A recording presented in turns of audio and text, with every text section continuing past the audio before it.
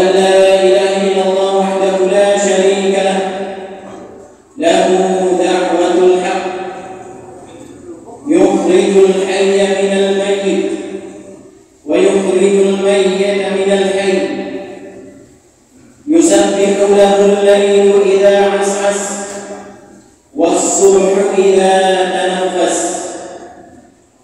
وأشهد أن محمدا عبد الله ورسوله سيد المرسلين وقائد الغر المهجرين بلغ الرسالة وأدى الأمانة ونصح الأمة وجاهد في الله حق جهاده وصلوات الله وسلامه عليه وعلى آل بيته الطيبين الطاهرين وعلى أزواجه أمهات المؤمنين وعلى أصحابه والتابعين ومن تبعهم بإحسان إلى يوم الدين.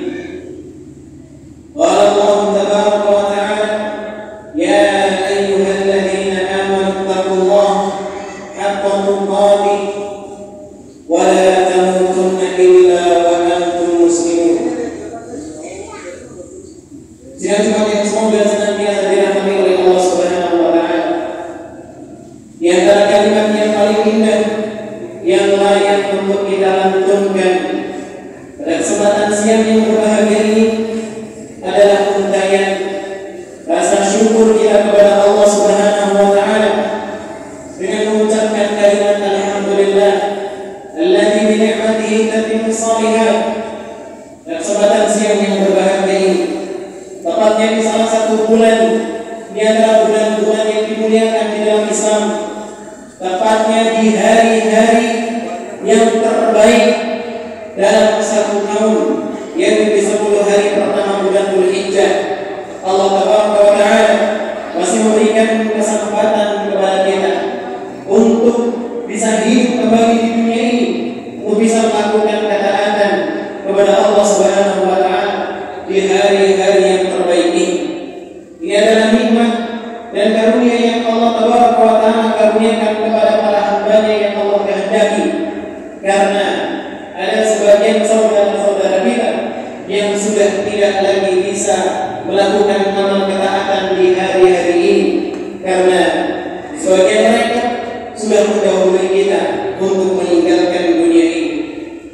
Hadirin sekalian yang semoga dirahmati oleh Allah Subhanahu wa Ta'ala, di antara bentuk kasih sayang yang Allah Taala berikan kepada kita pada hari ini atau di hari-hari ini adalah ketika Allah Taala masih memberikan kesempatan kepada para hamba-Nya untuk melaksanakan sebuah amalan yang ringan, namun bisa menjadi penghapus atas kesalahan yang pernah dia lakukan. Dan itu kita perlu untuk menyadari bahwa itulah salah satu cara Allah Taala memberikan kasih sayangnya kepada para hamba-Nya, tatkala kita sendiri menyadari bahwa di hari-hari ini atau mungkin di 1 tahun terakhir ini tidak banyak melakukan kelalaian, tidak banyak melakukan kemaksiatan, dan mungkin ibadah yang kita kerjakan juga tidak banyak. Maka di hari ini kami ingin mengingatkan untuk diri kami pribadi dan juga jamaah sekalian bahwa di hari-hari ini Allah Taala ingin menunjukkan betapa sayangnya Allah kepada kita para hamba-Nya. Ketika kita memiliki banyak kesalahan ataupun dosa, ternyata Allah Taala menyiapkan sebuah amalan untuk menghapus kesalahan ataupun dosa yang pernah kita kerjakan. Dan itu adalah salah satu bentuk kasih sayang Allah kepada kita yang patut kita syukuri.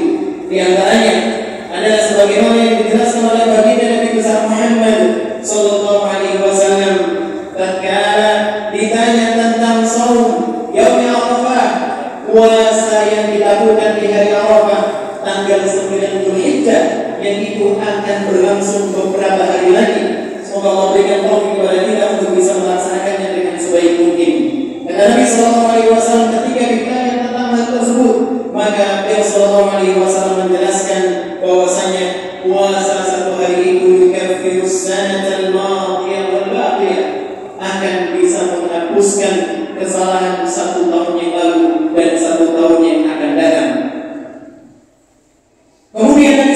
SAW juga melanjutkan tentang puasa 1 bulan berikutnya, 1 hari, yaitu puasa Asyura, puasa tanggal 10 bulan Muharram. Itu berarti 1 bulan kemudian kurang lebihnya. Ketika ditanya tentang puasa 1 hari tersebut, maka beliau menjelaskan yukafirus sanatal madiyah, akan bisa menjadi penebus dosa 1 tahun yang lalu. Jadi cuma yang semoga dirahmati oleh Allah Subhanahu wa taala. Mari kita sejenak merenung tentang hadis yang tadi kita sebutkan, bagaimana Allah Subhanahu wa taala menunjukkan kasih sayangnya kepada kita. Banyaknya dosa yang pernah kita lakukan tidak menutup pintu ampunan dan taubat dari Allah Subhanahu wa taala ketika kita masih diberikan kesempatan untuk melakukannya. Maka di hari ini, terutama di tanggal 9 Dzulhijjah, kita akan diberikan kesempatan untuk bisa melakukan satu amalan 1 hari, dan itu bisa menjadi penebus dosa 2 tahun, baik tahun yang lalu ataupun tahun yang akan datang. 1 bulan kemudian ternyata baru saja dijanjikan 1 tahun yang lalu dan 1 tahun yang akan datang dihapuskan dosa-dosanya. Allah Taala sudah menjanjikan amalan 1 hari puasa di bulan Muharram tanggal 10 untuk menghapuskan kesalahan 1 tahun yang lalu. Betapa besar kasih sayang Allah Subhanahu wa taala kepada kita.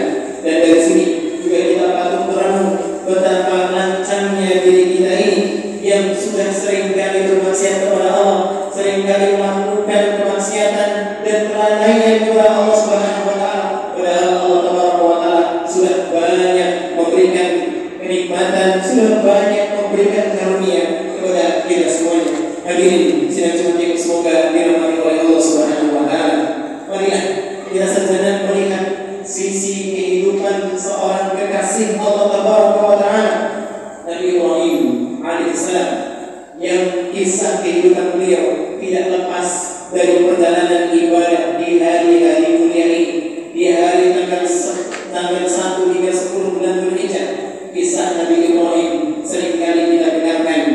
Nabi Ibrahim alaihissalam adalah salah satu kekasih Allah Subhanahu wa taala yang Allah wa taala jelaskan di dalam Al-Qur'an Al-Karim bahwasanya Allah telah menjadikan Nabi Ibrahim sebagai kekasihnya.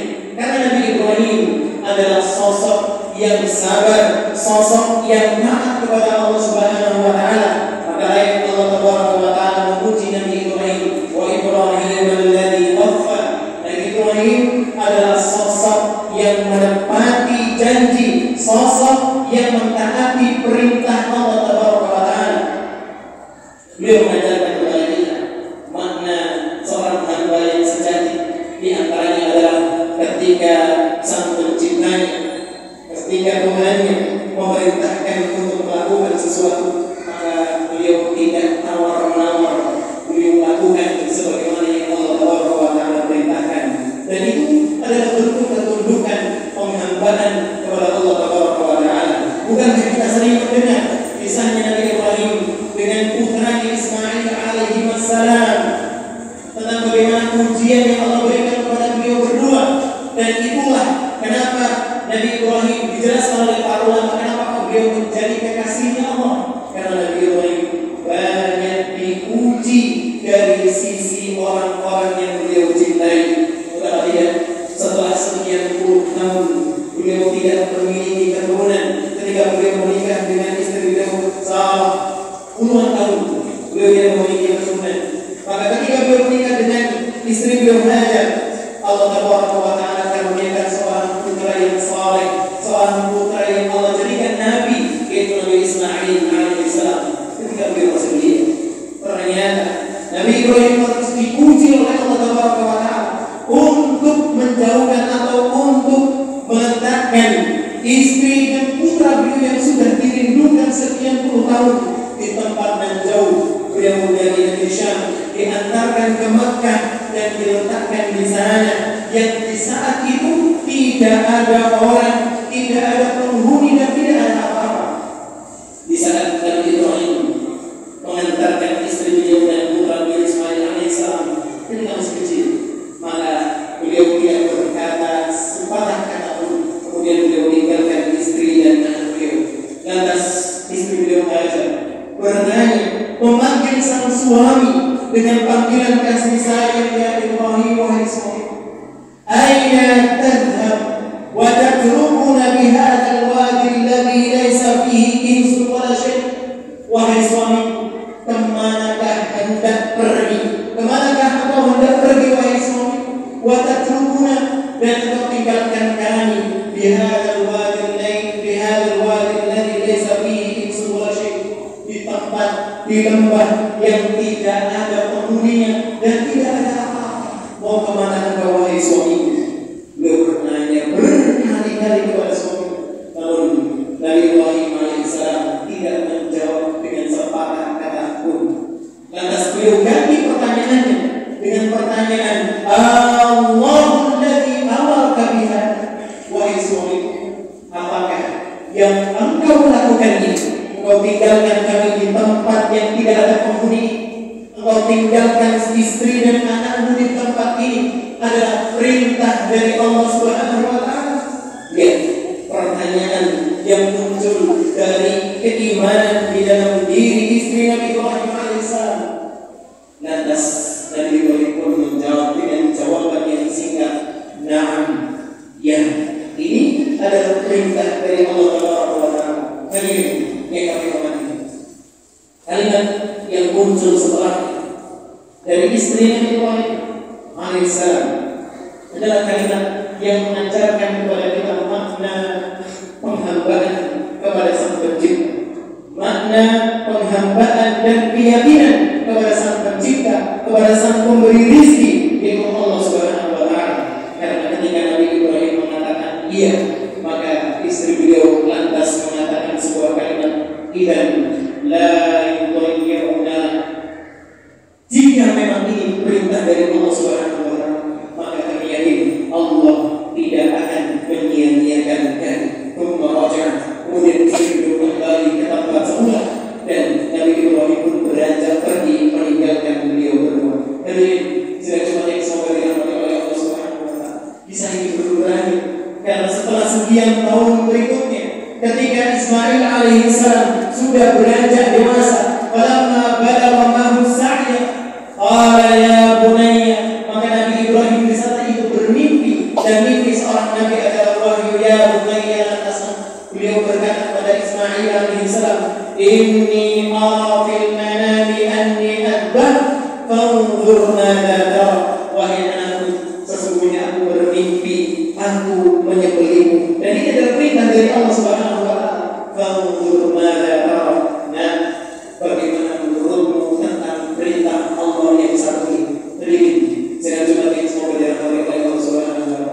Sekalian kita diajarkan melalui jawaban Nabi Ismail alaihissalam, jawaban seorang hamba sejati, hamba Allah Subhanahu wa Ta'ala, ketika memahami bahwa itu adalah perintah dari Sang Pencipta, itu adalah perintah dari Sang Pengatur alam semesta, Sang Pemilik alam semesta, maka beliau meyakini dengan seyakin-yakinnya bahwa perintah itu adalah perintah yang terbaik. Maka Nabi Ismail tanpa tawar-menawar beliau pun menjawab, qala ya abati fa'al ma tu'mar.